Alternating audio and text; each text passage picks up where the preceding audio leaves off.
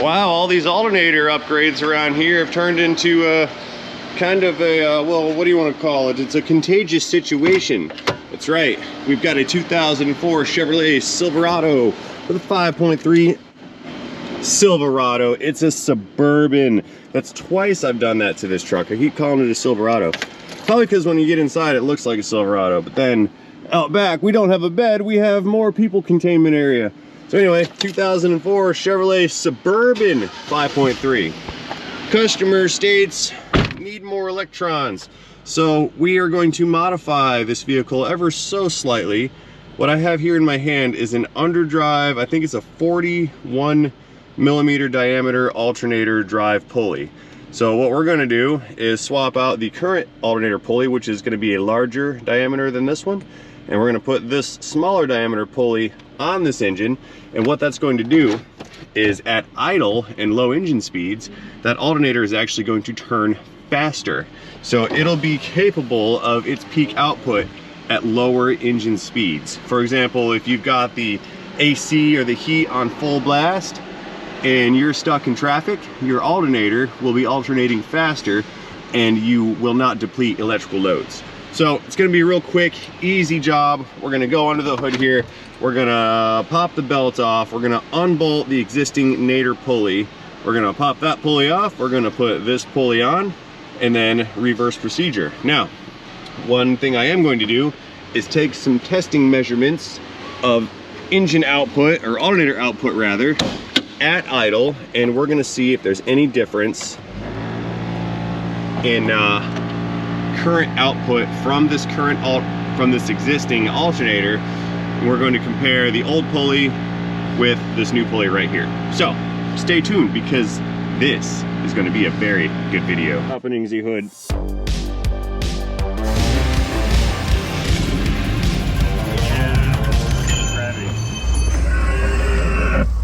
Oh, look who that guy is. Okie dokie. First things first. You guys may have noticed that I kicked on the high beams and I kicked on the blower motor fan that's full speed. Actually, I think this thing has a rear blower motor as well, so let's go turn that one on. What I'm going to do is we're going to leave it at idle, the engine at idle, and we're going to turn on the maximum number of loads. Then I'm going to take an amp meter. We're going to measure the amp output of this alternator at idle. We're gonna record our measurements, and then we're gonna swap the pulley out with the smaller diameter pulley and then re-record measurements for a second time. Now, before we get started, let's go ahead and take note that this vehicle is equipped with dual batteries. This entire GMT 800 platform had the capability of a secondary battery, but most vehicles only got the single battery. Well, our guy with our Suburban here, he went and found the battery tray that goes in the passenger side, and then equipped this vehicle with a secondary unit. And we're gonna make sure that those units stay charged. Now, taking a quick peek at our alternator pulley, that's the factory unit, and we can see here, I'm blocking some of the light, but we can totally see that this other pulley is much, much smaller in diameter. So that should definitely affect that alternator's capability at idle. Sure, let's go ahead and fire up the digital meter here. We have an external amp clamp. Let's let this thing stabilize and we can adjust it out to 0. It has to be calibrated with this little knob right here. And I'm adjusting the wrong way, going that way. Close enough. There we go, that'll do it. All right, so we've got our single wire for our output side on the alternator.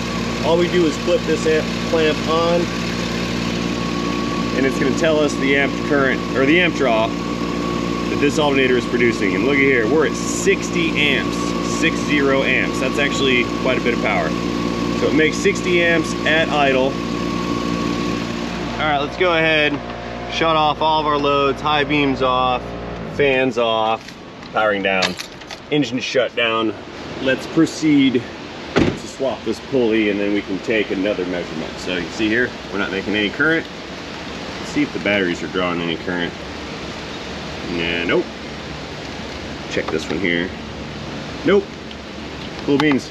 All right, let's go ahead and shut this thing down, park that. and we can get to work on our nader pulley. So I'm gonna make this easy on myself. I will remove this intake ducting real quick like, then we can get to our tensioner. So we've got one hose clamp right back there. Let's get that guy dug out. I should probably take this engine cover off, but I think I can sneak it out. We'll see.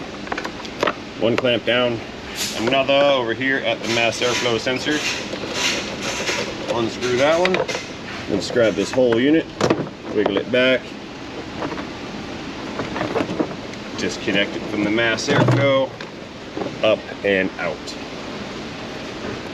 Going in with a 15mm flex head spline drive ratcheting wrench. So we pull this guy back, it relieves tension on the belt, see that right there? And then all we need to do is reach on over with tension untensioned, slide that off the idler pulley, and now the alternator is free from the belt. So we may just relax our wrench, let that hang out right there.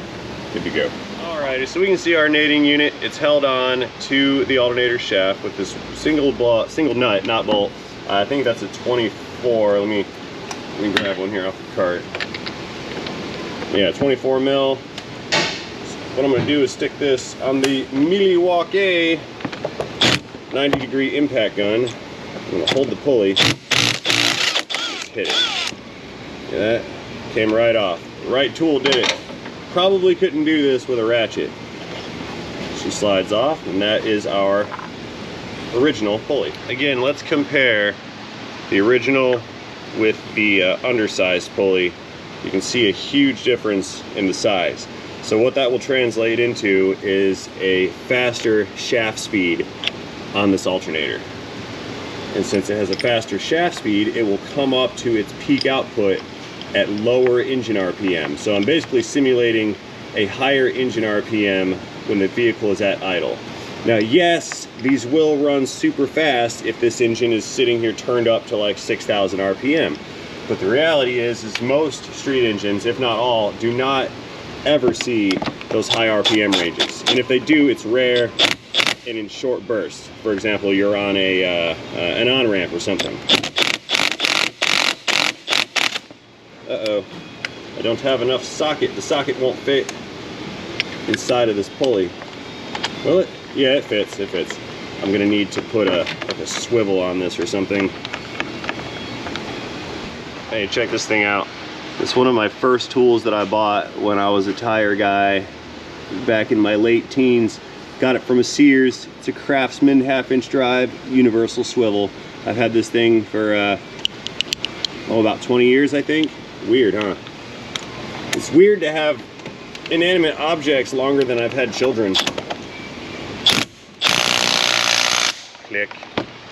All right, pulley is installed. You can see our nader is rotating freely. The fan inside is fanning. Let's go ahead and get that belt back in position. So again, reaching over, grabbing the tensioner, or the wrench rather, that's on the tensioner. We're pulling tension out of the belt, or slack out of the belt rather. And I need to slip this over the power steering pulley. Now, the astute amongst you will notice this is a 7-rib pulley, whereas the one I removed was a 6-rib pulley.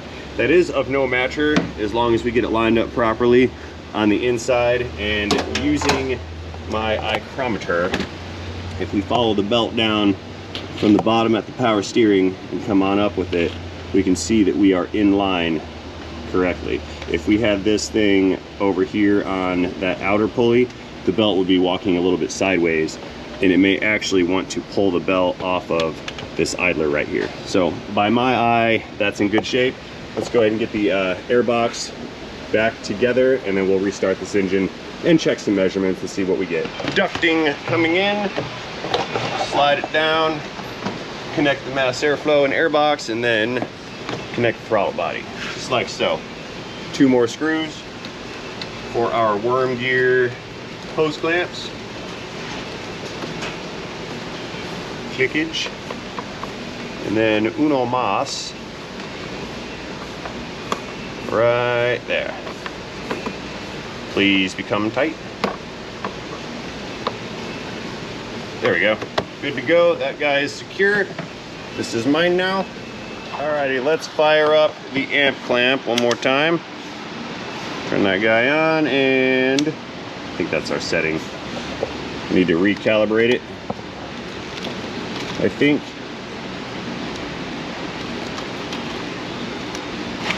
.5. Let's turn it down some. No, not 9 amps. Too many. Oh, there we go. 0.2 amps, whatever, that's fine. All right, back inside. Let's go ahead and restart the engine and we'll see what this alternator is now making at idle. It may not be making any extra because we may not have depleted all the loads, but we'll see. So we'll start it. High beams, all the way on. Blower fan, all the way on. And output, look at there. 82 amps. Now we're making more power. Alternator's chooching along, the belt's running good. 87 amps. And it's holding steady at 87, 86, 85. Okay, so that's proof in the pudding. We got 20 more amps out of just a little bit of a pulley. Now again, that's not really beneficial if you're wound up to like 7,000 RPM and you're driving around on a racetrack. But on a street vehicle that has a lot of electrical systems, 2 blower motors, 2 batteries, bunch of lights, fog lights, radio, electric windows, power seated heats, all that cool stuff, then you may or may not find it beneficial to have a little bit extra electrical power. Potentially what that can do is prevent you from shutting down with a discharged battery, and that could also help extend battery life. That's my estimation on the situation. But proof's in the pudding. We can see more power here. I like it. Yes, that alternator will probably require more force to turn it, and it's going to take down fuel economy ever so very much slightly. Probably not enough to be consequential for most consumers.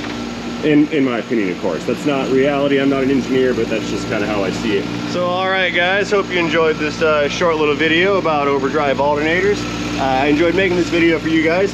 Let me know what you think about the situation down in the comment section below. Again, thank you guys for watching, and most importantly, have yourselves a fantastic day. See you guys later in the video, into Vortex Suburban, into 5.3 dual battery overdrive alternator in a transmission.